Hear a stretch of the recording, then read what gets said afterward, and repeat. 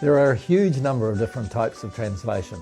In fact, we've identified 51 of them in one of our blog articles, and they're just the common ones you're likely to come across. Of those 51, we can identify 13 types based on the subject area of the text, or the technical field if you like. Now this is important because these texts require translators with specialist knowledge. In this video, I'm going to quickly run through those 13 types of translation and tell you what you need to know about them. Keep watching.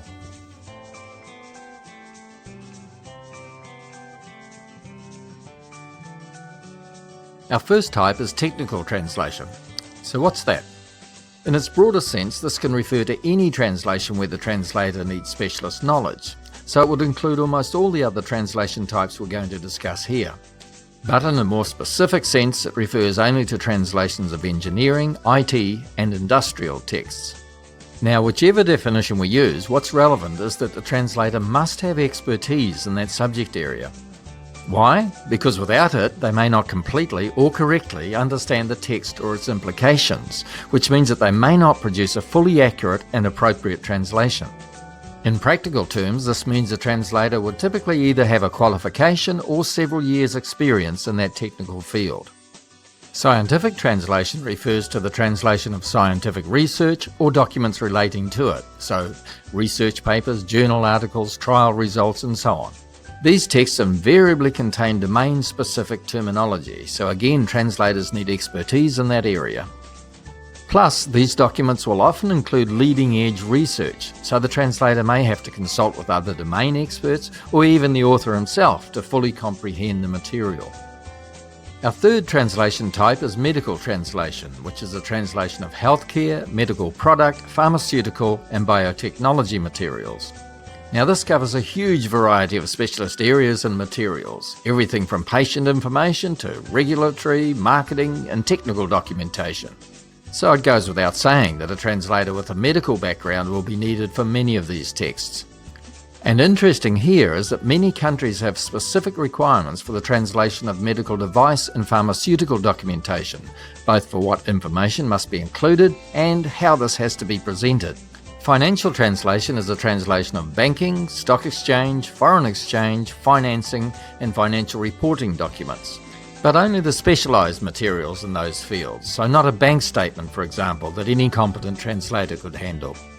Again, the assumption is a translator will need knowledge and experience with these types of documents to firstly understand them fully and then translate them correctly using the right vocabulary and style.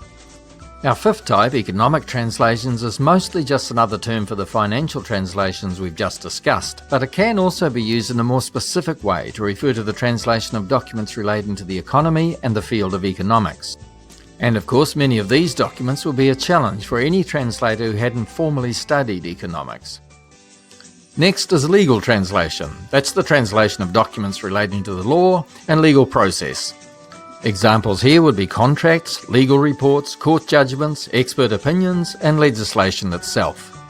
Now, legal translation is tricky because the differences between different legal systems mean translators often have to translate concepts that don't exist in their own legal system.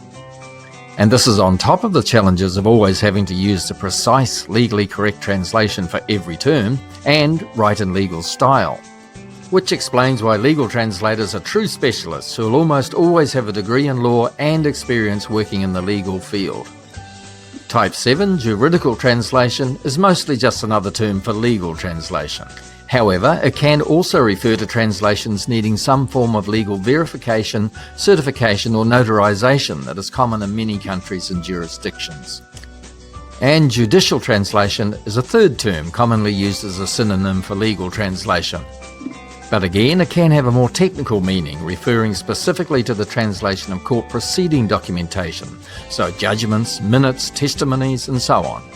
At a minimum, a translator for these documents will need to be familiar with court processes, but a legal background is generally advisable. Our ninth type is patent translation. This is the translation of intellectual property and patent-related documents. So, what's the challenge in translating these? Firstly, patents can be highly technical, so technical expertise may be needed. Secondly, patents use established terminology such as prior art and claims that must be translated in the correct way. And thirdly, they have a distinct structure and require total consistency of wording throughout. Now this is important because by instinct, translators tend to want to avoid repeating themselves. So what this means is that for patents, you need translators who have been trained in the specific requirements of patent translation. Our next type, literary translation, is the translation of literary works, so novels, short stories, plays, essays, poems, etc.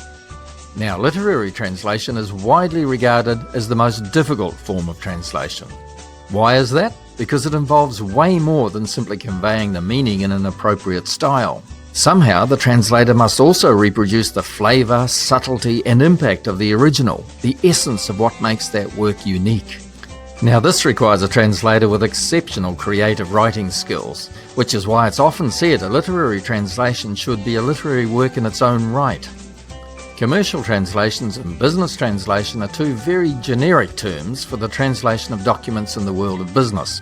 It's a very wide-reaching translation type. It can include the translation of legal, financial, technical, as well as a huge range of more general business documents.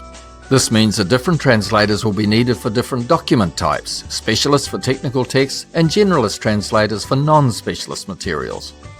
Plus, some documents like management reports and proposals can include a lot of jargon and management speak, so we'll need a translator who is used to writing in that style.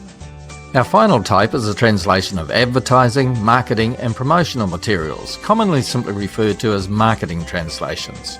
Now, these texts are designed to have a specific impact on the audience, to appeal and persuade, so the translation needs to do this too. This can be quite a challenge. Often a direct translation won't achieve this, so translators need to adapt their wording to produce the impact the text is seeking. And sometimes a completely new message might be needed. This is what we call transcreation, which we'll discuss in another video. Now, the key thing about marketing translations is they require translators who are skilled writers with a flair for producing persuasive, impactful copy. So there you have it, 13 common types of translation based on the subject area of the text. The key theme running through all of them is they require translators who are familiar with the subject matter. Without this, they may not fully understand the text and therefore translate it correctly, and they may not use quite the right vocabulary or technical writing style. Intrigued about the rest of our 51 translation types? Then head over to our blog article where we take you through the complete list, and have a look at our other video featuring 9 translation types that require exceptional know-how and expertise. If you like this video, please give us a thumbs up and subscribe to our channel. Thanks for watching.